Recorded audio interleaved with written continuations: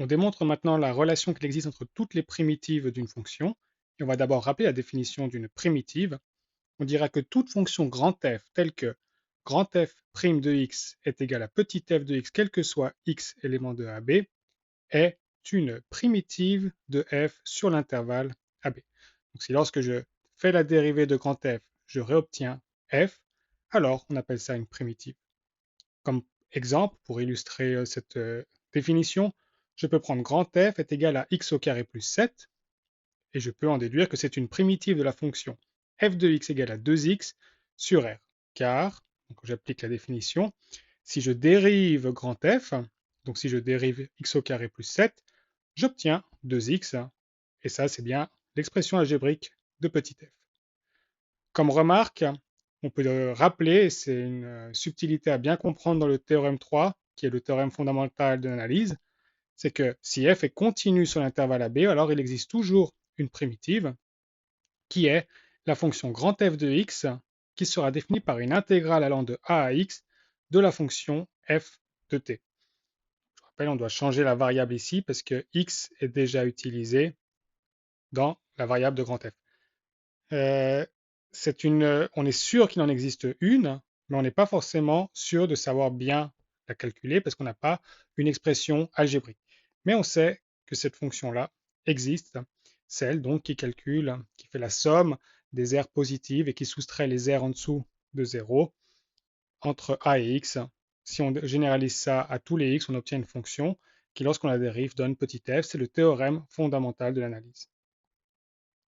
Donc notre théorème maintenant sur les relations entre toutes les primitives d'une fonction nous dit que si f et g sont deux primitives d'une fonction f sur AB, alors il va exister un C en nombre réel tel que grand f de x égale à grand g de x plus c. Cela veut dire qu'elles ont la même expression algébrique à une constante près, donc plus une certaine valeur. Et en effet, si je dérive les deux, on voit bien que la dérivée de c, c'est comme si une constante va être 0, et on aura bien la même partie f de x et g de x. Donc la preuve nous dit que si f et g sont deux primitives de f sur AB, alors par définition, on sait que grand f' de x est égal à f de x, mais aussi que grand g' de x égale à f de x. Ce sont des primitives, donc lorsque je les dérive, j'obtiens de nouveau f de x. Et ça, quel que soit x dans AB. Donc cela veut dire, comme les deux dérivées sont égales à f de x, ça veut dire que les deux dérivées sont égales entre elles. f' de x est égal à grand g' de x pour tout x élément de AB. Ce qui veut dire que grand f' de x moins grand g' de x égale à 0, toujours pour tout x dans AB, je le précise plus après, c'est vrai pour la suite.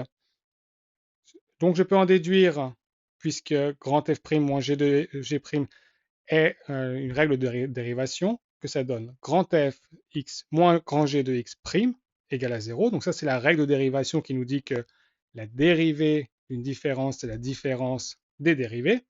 Donc ici, j'avais une différence de dérivée, je peux faire la dérivée des différences. Donc je peux voir f de x moins g de x comme une unique fonction.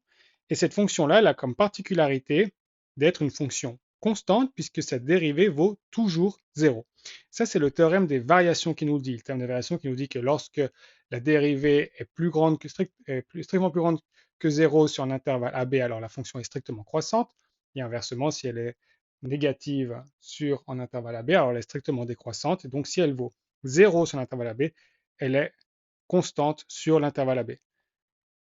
On peut aussi voir que, on peut aussi l'interpréter géométriquement, que si f de x moins g de x' égale à 0, cela veut entre autres dire que la pente de f de x moins g de x est nulle sur tout l'intervalle AB.